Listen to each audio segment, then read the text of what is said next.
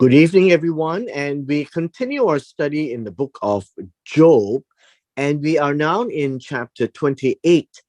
This is the third chapter with regards to Job's ongoing defense of his own innocence, and he is now in a description of his knowledge of God, which is fairly different from how his friends had tried to defend the honor of God. His friends, Eliphaz, Bildad, and Zophar, had tried to insist that he has sinned. And remember, Job had always defended that he is innocent. Now, as we had started the discourse on Job's explanation about his view of God, I had tried to help everyone keep in mind that Job is described in Job chapter 1 and chapter 2 by God that he is blameless. So I'll just put it back here that he is blameless,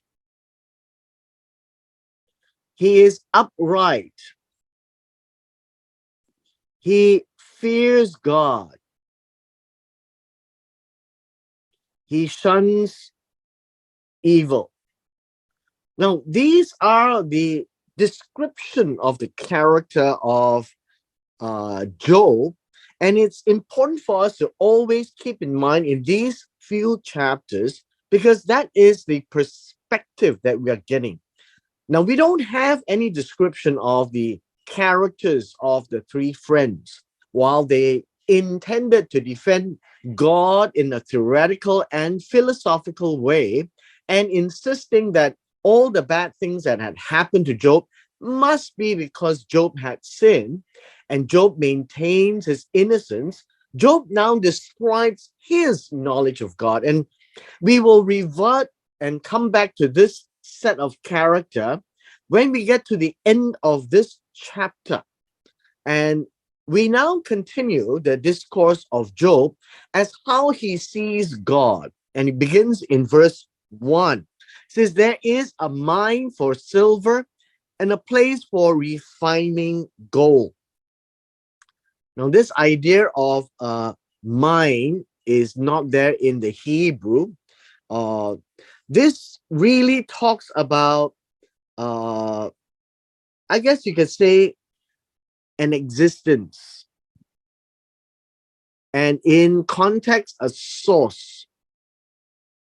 That silver is easily discovered, uh, and gold must be refined. And so I guess you can say that these are all precious metals, and silver is easier to use because once you discover silver and you clean it, and that's all we have about silver. But with regards to gold, you can't use gold straight from the ground. You need to refine it. And so understand that in these next few verses, Job is trying to explain the wisdom of God, trying to explain how God is so much wiser than man. Verse 2, iron is taken from the dust and copper is smelted from a rock. That all these are metals that is actually made by God, right? These are all made by God. And as much as man can mine all these, there is a limit to all these things. So understand the idea of the source for silver, gold, iron, copper, made by God, but there is a limit to it, a limit to the amount. It is not endless. And this is the emphasis here. Verse 3, man puts an end to darkness and to the farthest limit. He searches out the rock in gloom and deep meadow. Now, this implication of man is wrong. It should be God. God puts a limit This word "and" is a limit. And so the interpretation of the translator is actually not correct in this context. God sets a limit, an end to darkness, which means that in a period of darkness, there is an end and then there is light. And so we know there is evening and there is morning, and it is one day. And so in a person's period of darkness, like Joseph, he comes to an end of it and there is light, and he's made from a prisoner to the right hand of the Pharaoh. So Job knows this. And so he's explaining God even puts limits to darkness, and to the farthest limit he searches out. Now, what does this mean? It means that he explores and he sees the end of everything. The farthest limit, I think, would be better translated as the end of everything. Everything has an end, and God can search out, he can investigate, that he can explore, right? That's what it means. The rock in gloom and deep shadow. The idea here is not just about the rock, the sources of gloom and deep shadow. There is also an end. Now, verse 4 is a bit problematic in the translation. It says, he sings a shaft away from inhabited areas, forgotten by the foot, they hang and swing away from people. Well, when you read in the English, it doesn't make much sense, I guess. The translation goes this way. It says, a wadi, or a river,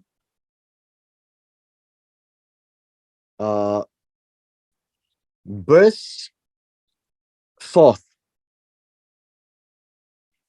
from its normal flow.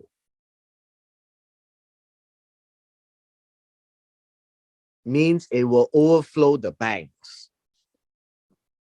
to where it is unknown to human feet.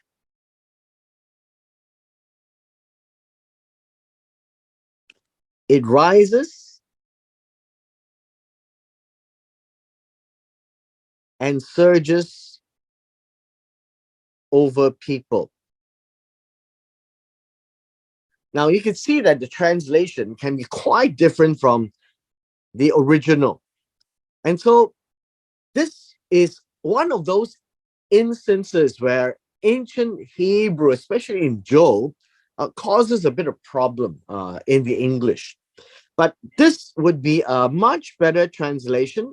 It's also fairly literal, but it also tells us that it is about the river overflowing, and where it overflows so significantly, it rushes past the feet of man and it flows to a new destination. Now that's the idea of this Hebrew verse. And so this verse here is poorly translated.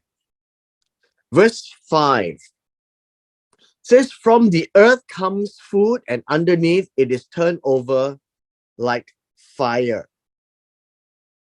The English is not wrong, but unfortunately, the way that it is expressed is somewhat problematic in the choice of words. So you could say that there is a land. You can say that there is a land where food once grew. That's this line here. And then the second line can be translated, but its place was transformed.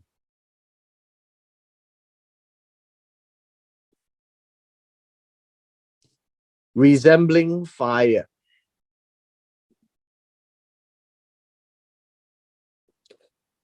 Now, as you can see, the choice of words is what makes the English difficult to read. And in the proper translation, um, you could find that Job is trying to say that if we have a ground, then you find that food comes up miraculously. All right. That's what it is trying to say. What is underneath?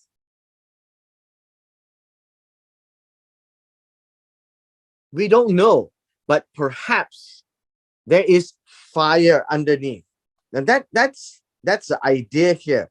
That because underneath is something which is unknown unless you go down. So God has made what we can see and what we cannot see. And what is underneath? Its rocks are the source of sapphires, its dust contain gold. All these are under the ground. And Job is trying to say that what we don't know, God knows. He put that in place. No bird of prey knows the path,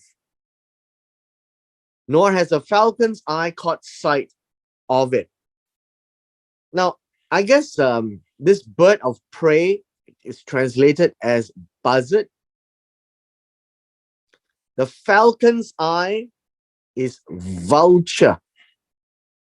Both are, I guess, what we will call birds that feed on carcasses.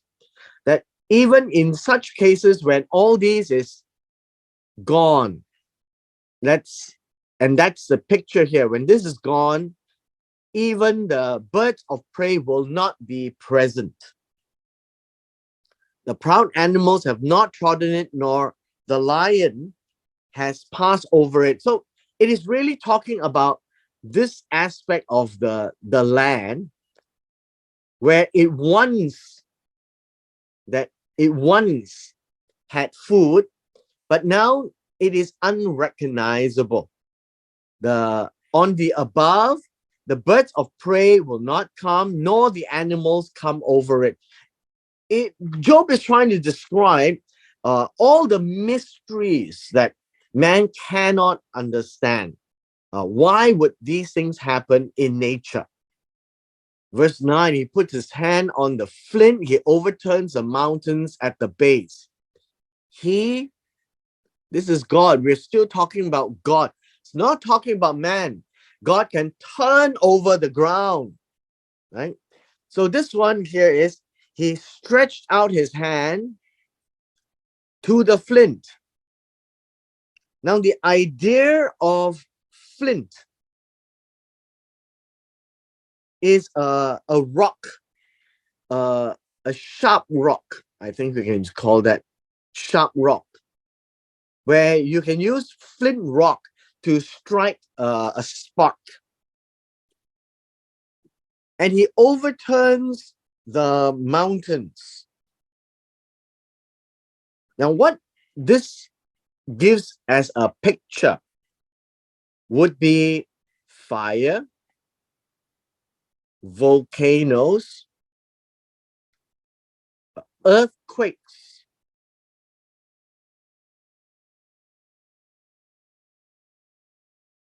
and lava. He carves out the channels through the rocks, and his eye sees anything precious. Understand that with all these description, he is actually talking about, when all these things happen, there is lava flow, or the channels are new. These are not the normal channels, because lava flows through the rocks and creates new metals. He dams up the streams of flowing and brings light to what is hidden. And so what we see here is that as waters flow, it can carve out new routes as well, not just the lava. He brings to light what is hidden. As water cuts through the land, whatever was underneath the land is revealed. Now, understand that these words are very poetic. It's trying to describe what God can do to uncover the mysteries in nature. But where can wisdom be found? Where is the place of understanding? And so, noun is a description of wisdom and understanding, and this refers to God. God's wisdom and God's understanding. Looking at how nature reacts in sometimes violent ways, it is very difficult to explain and see what God is doing in amidst all these. And so Job is trying to show his friends that they don't understand anything about God at all. Verse 13. It says, mankind does not know its value, nor is it found in the land of the living. Remember, we're talking about the value of wisdom and understanding, which incidentally, they are synonyms of God. Job is trying to point out that the wisdom and understanding of God far goes beyond human understanding. And so when it refers to God's wisdom and understanding, he then compares to the ocean. The ocean depth says, it is not in me. And the sea says, it is not with me. This is an A and a B. Both are deep seas. It is the wisdom of God is not found in the waters. Verse 15. He says, pure gold cannot be exchanged for it, nor can silver be weighed as its price. Now, basically, what Job is trying to tell us is that the wisdom and understanding of God is priceless. Not worthless, but priceless, right? Cannot be found in the depths. Even when man cannot go into the depths, it's not there. It is priceless. How priceless is it? It cannot be valued in the gold of Ophir, nor the precious onyx or sapphire. Then we have this. Neither gold nor glass can equal to it. There is no value to God's wisdom, nor can it be exchanged for articles of pure gold. No equal in value. Coral and crystal are not to be mentioned. The acquisition of wisdom is more than pearls. Now, understand this is a word supplied by the translator. Now, we are still talking about value, and so it is relevant that the acquisition in verse 18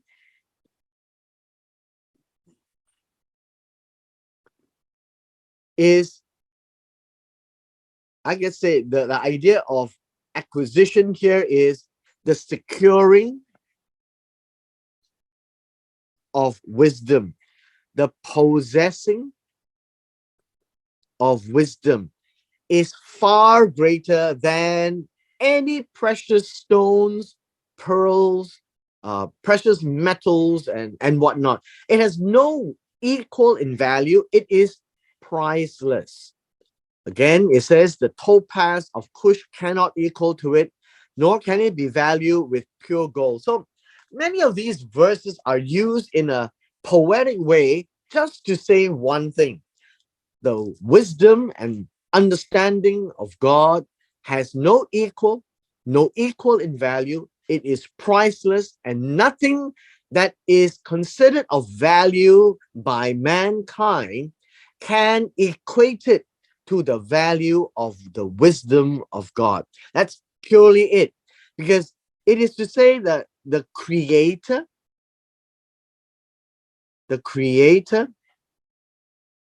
is greater than the creation.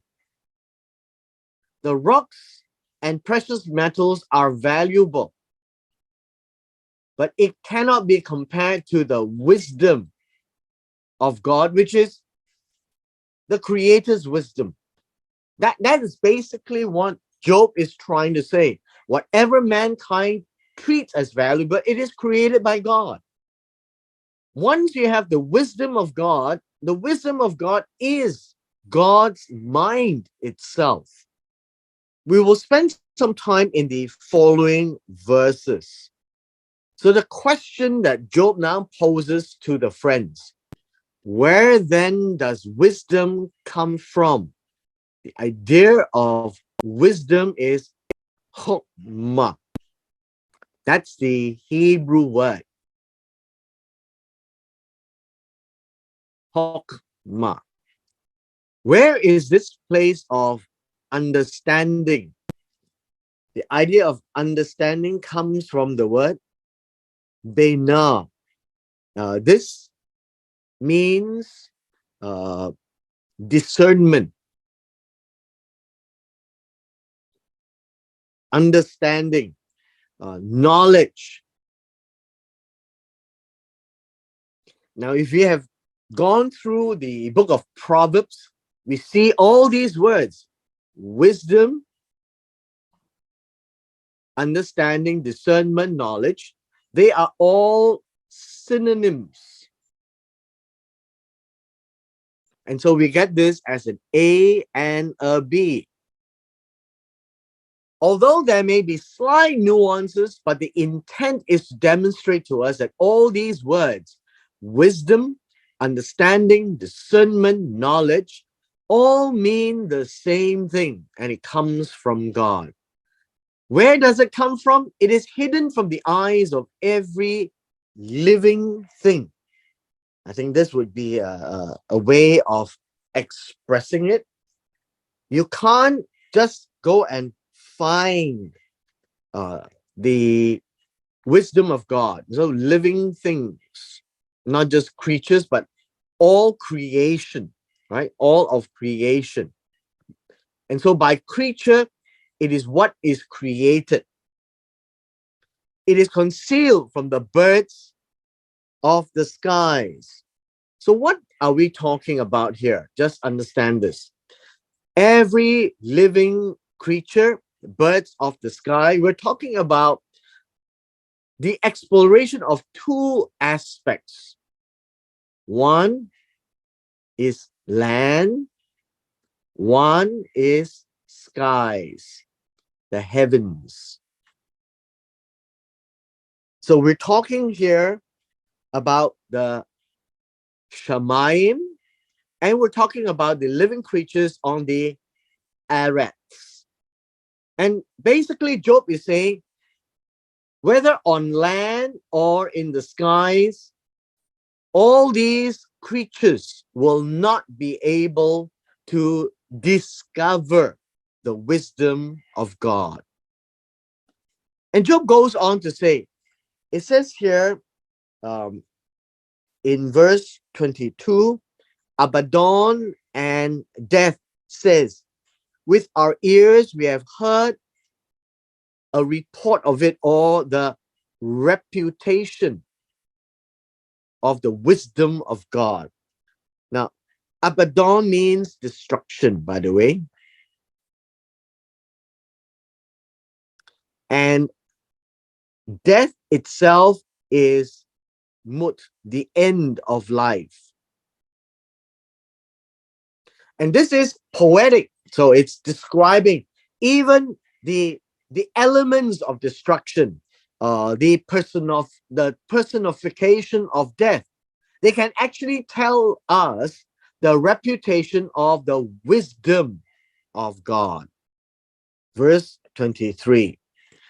Job then answers, God understands its way. He knows its place. So we're talking about Elohim. So in Genesis 1:1, it says, Bereshit bara Elohim. And it is an introduction of the powers. So the powerful one,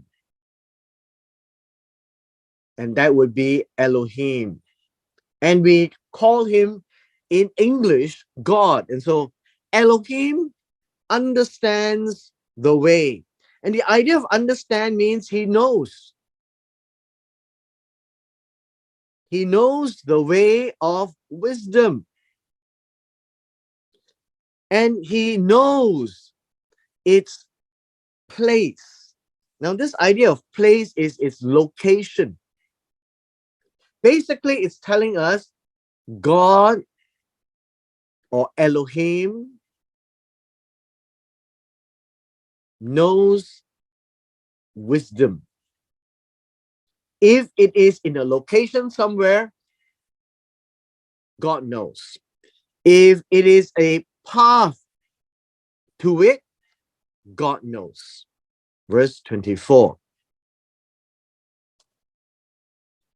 For he looks to the ends of the earth, he sees everything under the heavens. Again, we have two words here, earth, heavens. This would be haaretz, and this would be hashemayim. And this, in the Bible, in the Hebrew Bible, we always look at Genesis 1:1, the heavens and the earth, right? Or the land, which is haaretz and hashemayim. And it's always used as witnesses, as examples, as illustrations that God uses to teach mankind. So we say here, now God looks. The idea here is look. Look means regard. He pays attention to. Right? He pays attention to. He sees. Right? He sees. He pays attention. He shows regard. He looks to the ends of the earth. What do you mean, the ends of the earth? And so if a person is to look at the end of the earth, he's looking at the horizon. And what is behind the horizon? Nobody knows. And God knows. He can see right to the end and beyond that distance. And then he sees everything under the sun. Sees means to look at, to inspect, and everything under the heaven. So he looks up and then he sees the skies above. And he sees everything that is under. Now, notice the word under the heavens is the part where man can see. Man cannot see above the heavens. So under the heavens would be underneath whatever is the tent of God. Underneath the tent of God.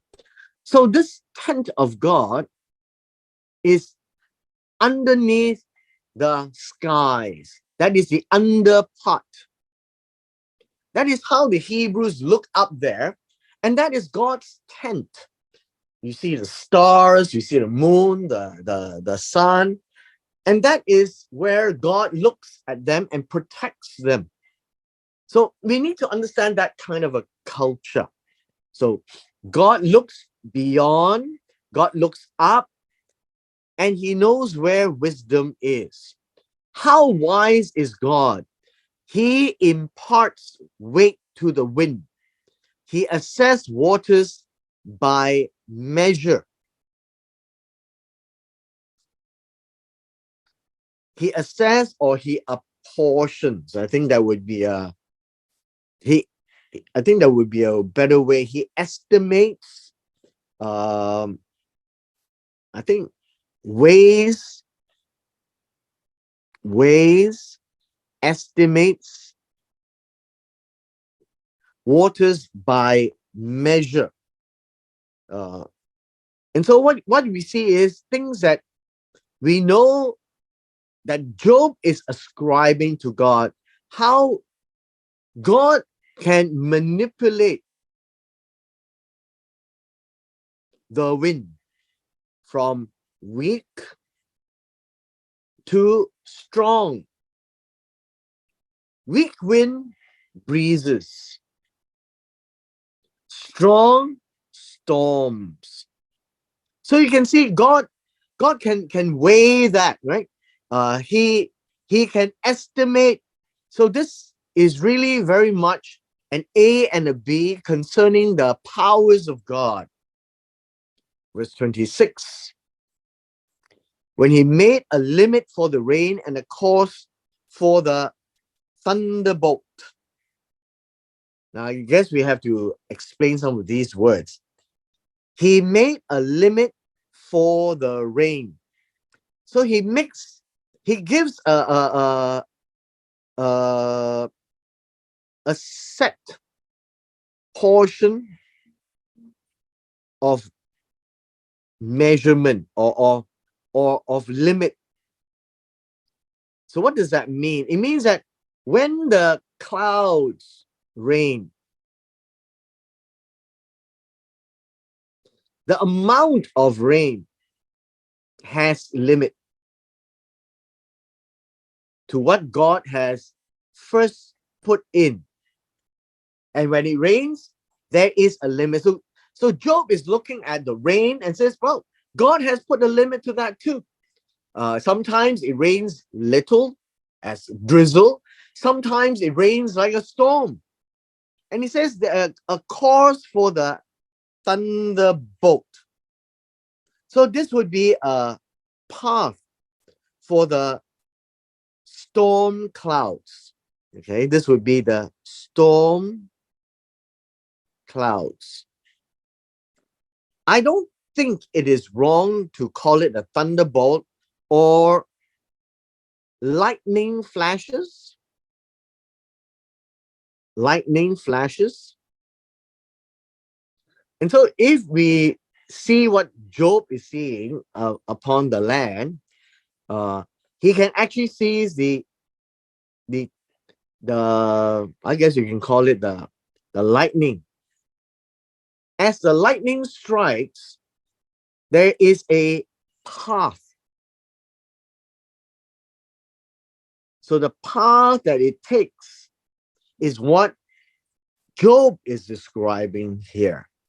That God has set a limit to the water that comes down in the form of rain. God has set the path where this lightning strikes. Verse 27. Then he saw it and declared it. Now this word see carries a number of meanings. See what? Right? See what? What is this it? The idea here that we can say is God sees whatever was described up there as in the creation. God saw it, and this word see, we need to understand it has a broad meaning. When God sees, he is to inspect. He is to observe. He is to look upon it. He is to discern it and understand what it is. He will perceive it. And so what you have seen is God, when we read in Genesis chapter 1, God always looked and then it says, and it was good. And you need to understand that it is not God looking at it, but God is inspecting what he has made and he declares it. That I think would be an interesting way of looking at it. That he declares it, he counts it, and he says, it is good. And that is what is given to us in the book of Genesis, chapter 1. And God made it, He sees it, so He instructs, it happens, He looks at it and declares it as good. And so He establishes it and searches it out. So the idea of searches it out is He prepared it,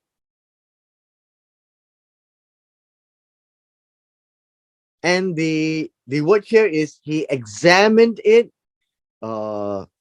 He sees to the end of it, right? He sees to the end of the creation.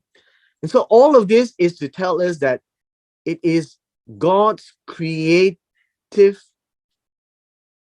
powers. And that is how He did it. So you go back and read Genesis chapter 1, you would see all these descriptions. God instructs it. God sees it happening. God goes and inspects it, and God declares it. And so that is basically what Job is trying to say, that no, this is the creator God we're talking about.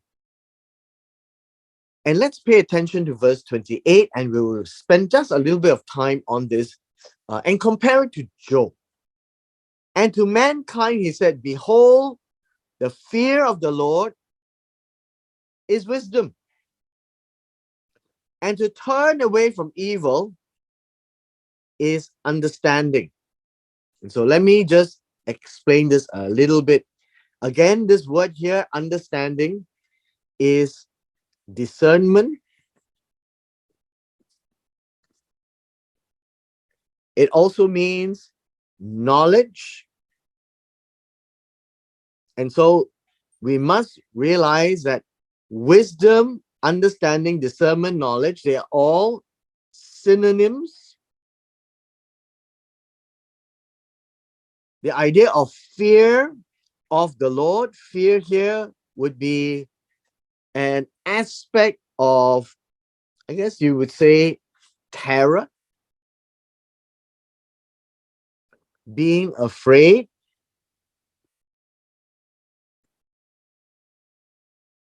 And I would not even try to use the word reverence.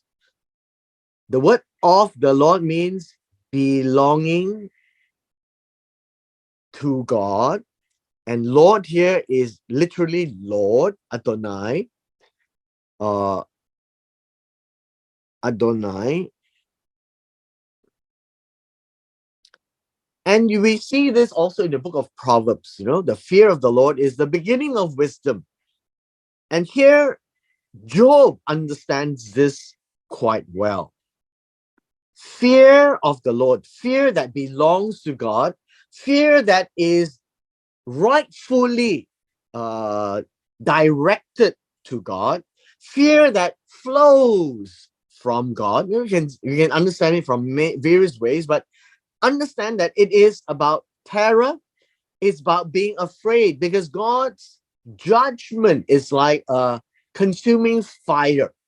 That's the whole picture. And so the judgment of God can be quite serious and severe, and Job understands this. Now let's get back to Job's description of his character. Remember what we said. Job is blameless. He is upright. He fears God.